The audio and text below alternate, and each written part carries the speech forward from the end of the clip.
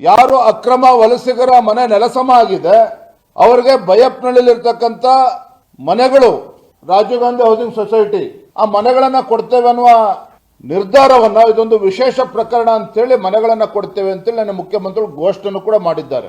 ನಾನು ಈ ರಾಜ್ಯದ ಗೌರವಾನ್ವಿತ ಮುಖ್ಯಮಂತ್ರಿಗಳಿಗೆ ಕೇಳೋದಕ್ಕೆ ಇಷ್ಟಪಡ್ತೇನೆ. ನಮ್ಮ ರಾಜ್ಯದ ನೀತಿ ನಿಯಮಗಳನ್ನ ಸರ್ಕಾರ ಯಾವ ದಿಕ್ಕಿನಲ್ಲಿ ಸಾಗಬೇಕು, ಯಾವ ನಿರ್ಧಾರವನ್ನು ತೆಗೆದುಕೊಳ್ಬೇಕು ಅಂತ ಹೇಳಿ ದೆಹಲಿಯಲ್ಲಿ ಕೂತಿರ್ತಕ್ಕಂಥ ಕೇರಳ ಮೂಲದ ಕೆ.ಸಿ. ವೇಣುಗೋಪಾಲ್ ಅವರು ತೀರ್ಮಾನ ಮಾಡಬೇಕಾ, ಈ ರಾಜ್ಯದ ಮುಖ್ಯಮಂತ್ರಿಗಳು ತೀರ್ಮಾನ ಮಾಡಬೇಕಾ? ಅಲ್ಲೇನು ಬೈಯಪ್ಪನಲ್ಲಿರ್ತಕ್ಕಂಥ ಮನೆಗಳು ಬೆಂಗಳೂರಿನಲ್ಲಿರ್ತಕ್ಕಂಥ ಕನ್ನಡಿಗರಿಗೆ ಬಡವರಿಗೆ ಮನೆಗಳನ್ನ ಕೊಡಬೇಕು ಅಂತೇಳಿ ಅಲ್ಲಿ ಕಟ್ಟಿರುವಂತದ್ದು. ನಿಮ್ಮ ಹೈಕಮಾಂಡ್ಗೆ ಹೆದರ್ಕೊಂಡು ಬೆದರ್ಕೊಂಡು ನಿಮ್ಮ ಮುಖ್ಯಮಂತ್ರಿ ಕುರ್ಚಿ ಉಳಿಸ್ಕೊಳ್ಳೋದಕ್ಕೆ ಮನಸೋ ಇಚ್ಛೆ ತೀರ್ಮಾನವನ್ನ ರಾಜ್ಯದ ಮುಖ್ಯಮಂತ್ರಿಗಳು ಮಾಡೋದಕ್ಕೆ ಸಾಧ್ಯ ಇಲ್ಲ.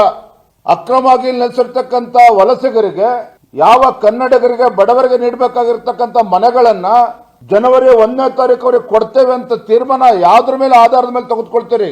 ಕಾನೂನಲ್ಲಿ ಅವಕಾಶ ಇದೆ ಇದಕ್ಕೆ. ಯಾವುದೇ ಮನೆಗಳನ್ನ ಬಡವರಿಗೆ ಕೊಡಬೇಕು ಅಂತ ಹೇಳಿದ್ರೆ ಅದರದ್ದೇ ಆದಂತಹ ನಿಯಮಗಳಿದ್ದಾವೆ. ಸಭೆ ಕರೆದು ಚರ್ಚೆ ಮಾಡಬೇಕಾಗ್ತದೆ, ಅಲ್ಲಿಯ ಶಾಸಕರ ಜೊತೆ ಚರ್ಚೆ ಮಾಡಬೇಕಾಗ್ತದೆ. ಯಾವುದೇ ನಿಯಮಗಳನ್ನ ಪಾಲನೆ ಮಾಡದೇನೆ ಎಲ್ಲವನ್ನೂ ಕೂಡ ಗಾಳಿಗೆ ತೂರಿ ಅಕ್ರಮ ವಲಸಿಗರಿಗೆ, ಕೇರಳ ಮೂಲದ ಅಕ್ರಮ ವಲಸಿಗರಿಗೆ ಅಕ್ರಮವಾಗಿ ಮನೆಗಳನ್ನ ಕೊಡ್ತೇವೆ ಅಂತೇಳಿ ರಾಜ್ಯದ ಮುಖ್ಯಮಂತ್ರಿಗಳೇನು ಹೇಳಿದ್ದಾರೆ, ಘೋಷಣೆ ಮಾಡಿದ್ದಾರೆ. ಇದು ಖಂಡಿತ ಕಾನೂನಿನ ವಿರುದ್ಧವಾಗಿರುವಂತದ್ದು. ಮುಖ್ಯಮಂತ್ರಿಗಳು ಉಪಮುಖ್ಯಮಂತ್ರಿಗಳ ಈ ನಿರ್ಧಾರ ಇದೇ ಅಕ್ರಮ. ಯಾಕೆ ಈ ರೀತಿ ನಮ್ಮ ಕನ್ನಡಿಗರ ಆತ್ಮಗೌರವಕ್ಕೆ ಚ್ಯುತಿ ಬರೋ ರೀತಿಯಲ್ಲಿ ನೀವು ಸರ್ಕಾರ ಮನಸೋಚ್ಚ ನಿರ್ಧಾರವನ್ನು ಕೈಗೊಳ್ತಾ ಇದ್ದೀರಿ?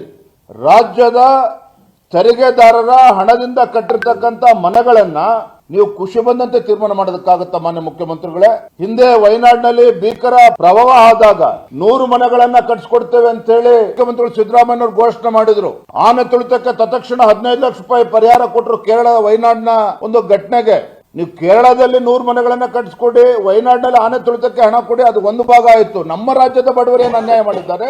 ರಾಜ್ಯದಲ್ಲಿ ಇತ್ತೀಚೆಗೆ ಅತಿವೃಷ್ಟಿಯ ಪರಿಣಾಮವಾಗಿ ರೈತರು ಕಂಗಾಲಾಗಿದ್ದರು. ರಾಜ್ಯದ ಮುಖ್ಯಮಂತ್ರಿಗಳಿಂದ ಪರಿಹಾರವನ್ನ ನಿರೀಕ್ಷೆ ಮಾಡ್ತಾ ಇದ್ರು. ರೈತ ಬೆಳೆದಂತ ಬೆಳೆಗೆ ಕೈಗೆ ಸಿಗದೆ ಇರತಕ್ಕಂಥ ಸಂದಿಗ್ಧ ಪರಿಸ್ಥಿತಿಯಲ್ಲಿ ರೈತರಿದ್ದಾಗ ರೈತರ ಸಂಕಷ್ಟಕ್ಕೆ ಸ್ಪಂದನೆ ಮಾಡಬೇಕಾಗಿರ್ತಕ್ಕಂಥ ಮುಖ್ಯಮಂತ್ರಿಗಳು ಕೇಂದ್ರ ಸರ್ಕಾರದ ಕಡೆ ಬಟ್ ಮಾಡಿ ಕೂತಿದ್ರಲ್ಲ.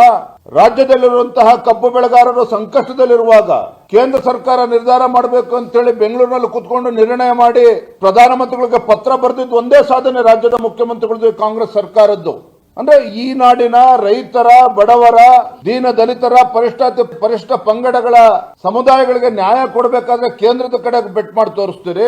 ಇಲ್ಲಿ ಕೇರಳ ಮೂಲದ ಅಕ್ರಮ ವಲಸಿಗರಿಗೆ ರಾಜ್ಯದ ಮುಖ್ಯಮಂತ್ರಿಗಳೇ ಮುಂದಿಟ್ಕೊಂಡು ತನ್ನ ಕುರ್ಚಿಯನ್ನು ಉಳಿಸಿಕೊಳ್ಳುವ ಸಲುವಾಗಿ ಮುಖ್ಯಮಂತ್ರಿ ಸ್ಥಾನವನ್ನು ಪಡೆದುಕೊಳ್ಬೇಕು ಅನ್ನುವ ಪೈಪೋಟಿ ಇವತ್ತು ಸಿದ್ದರಾಮಯ್ಯ, ಡಿ.ಕೆ. ಶಿವಕುಮಾರ್ ಮಧ್ಯೆ ಏನಿದೆ, ಇದು ಈ ರಾಜ್ಯಕ್ಕೆ ಇವತ್ತು ಅನ್ಯಾಯ ಮಾಡ್ತಾ ಇದೆ, ಬಡವರಿಗೆ ಅನ್ಯಾಯ ಮಾಡ್ತಾ ಇದೆ. ಯಾವ ಮನೆಗಳು ಕನ್ನಡಿಗರ ಪಾಲಾಗಬೇಕಾಗಿತ್ತು ಅವರಿಗೆ ಅನ್ಯಾಯ ಮಾಡೋದಕ್ಕೆ ರಾಜ್ಯ ಸರ್ಕಾರ ಹೊರಟಿದ್ದಾರೆ. 2023 ಜುಲೈನಲ್ಲಿ ಮಾನ್ಯ ಮುಖ್ಯಮಂತ್ರಿಗಳು ಬಜೆಟ್ ಬಗ್ಗೆ ಮಾತನಾಡುವ ಸಂದರ್ಭದಲ್ಲಿ ಏನ್ ಹೇಳಿಕೆಯನ್ನು ಕೊಟ್ಟಿದ್ರು? 2013ರಿಂದ 2018 ಅವಧಿಯಲ್ಲಿ ಮುಖ್ಯಮಂತ್ರಿಗಳು ಬಜೆಟ್ ಅಲ್ಲಿ ಹೇಳಿರುವಂತದ್ದು ಇದು. 2013ರಿಂದ 2018 ಅವಧಿಯಲ್ಲಿ ನಮ್ಮ ಸರ್ಕಾರವು 14.5 ಲಕ್ಷ ಮನೆಗಳನ್ನ ನಿರ್ಮಾಣ ಮಾಡಿ ಪೂರ್ಣಗೊಳಿಸಿ ಬಡವರಿಗೆ ಸೂರು ಕಲ್ಪಿಸುವಲ್ಲಿ ಯಶಸ್ವಿಯಾಗಿತ್ತು. 2029ರಿಂದ 2023 ಅವಧಿಗೆ ಅಂದ್ರೆ ಬಿಜೆಪಿ ಸರ್ಕಾರ ಇದ್ದಾಗ ಕೇವಲ 5.19 ಲಕ್ಷ ಮನೆಗಳನ್ನು ಮಾತ್ರ ನಿರ್ಮಿಸಿರುತ್ತಾರೆ. ಮಾರ್ಚ್ 23ಕ್ಕೆ ಬಾಕಿ ಉಳಿದಿರುವ 12 ಲಕ್ಷ ಮನೆಗಳನ್ನ ನಿರ್ಮಿಸುವ ಗುರಿಯನ್ನ ಪೂರ್ಣಗೊಳಿಸಬೇಕಾದರೆ 17,815 ಕೋಟಿ ರೂಪಾಯಿಗಳ ಅಗತ್ಯವಿರುತ್ತದೆ. ನಾನು ಹೇಳ್ತಾ ಇಲ್ಲ ಸ್ವಾಮಿ, ಈ ರಾಜ್ಯದ ಮುಖ್ಯಮಂತ್ರಿಗಳು, ಹಣಕಾಸಿನ ಸಚಿವರು ಹೇಳಿರುವಂತದ್ದು. ನಿರ್ಮಾಣದ ವಿವಿಧ ಹಂತಗಳಲ್ಲಿರುವ 3 ಲಕ್ಷ ಮನೆಗಳನ್ನ ಪ್ರಸಕ್ತ ವರ್ಷದಲ್ಲಿ ಪೂರ್ಣಗೊಳಿಸಿ ಫಲಾನುಭವಿಗಳಿಗೆ ಹಸ್ತಾಂತರಿಸಲು ಕ್ರಮ ವಹಿಸಲಾಗುವುದು. ಇದಕ್ಕಾಗಿ 2,450 ಕೋಟಿ ರೂಪಾಯಿಗಳನ್ನ ಮೀಸಲಿಡುತ್ತೇವೆ ಅಂತೇಳಿ ರಾಜ್ಯದ ಗೌರವಾನ್ವಿತ ಮುಖ್ಯಮಂತ್ರಿಗಳು 2023ರಲ್ಲಿ ಮುಖ್ಯಮಂತ್ರಿಗಳಾದ್ಮೇಲೆ ಒಬ್ಬ ಅನುಭವಿ ಮುಖ್ಯಮಂತ್ರಿಗಳು 16ನೇ ಬಜೆಟ್ ಅನ್ನ ಮಂಡನೆ ಮಾಡಿದಂತ ಸಿದ್ದರಾಮಯ್ಯನವರು ತಮ್ಮ ಭಾಷಣದಲ್ಲಿ ಸದನದಲ್ಲಿ ಆಡಿರ್ತಕ್ಕಂಥ ಮಾತುಗಳು ನಾನು ತಮ್ಮ ಮುಖೇನ ಮಾನ್ಯ ಮುಖ್ಯಮಂತ್ರಿಗಳಲ್ಲಿ ಕೇಳೋದಕ್ಕೆ ಇಷ್ಟಪಡ್ತೇನೆ. ನಿಮ್ಮ ಸರ್ಕಾರ ಬಂದು 2.5 ವರ್ಷ ಆಗಿದೆಯಲ್ಲ, ಸ್ಲಂ ಬೋರ್ಡ್ ನಲ್ಲಿ ಕೆಲವು ಮನೆಗಳನ್ನ ಕಟ್ಟಿರೋದು ಬಿಟ್ರೆ ಇವತ್ತೇನು 17,815 ಕೋಟಿ ವೆಚ್ಚದಲ್ಲಿ 12 ಲಕ್ಷ ಮನೆಗಳನ್ನ ಕಟ್ಟಿಸ್ತೇವೆ ಅಂತೇಳಿ ಗುರಿಯನ್ನು ಇಟ್ಕೊಂಡಿದ್ರಿ.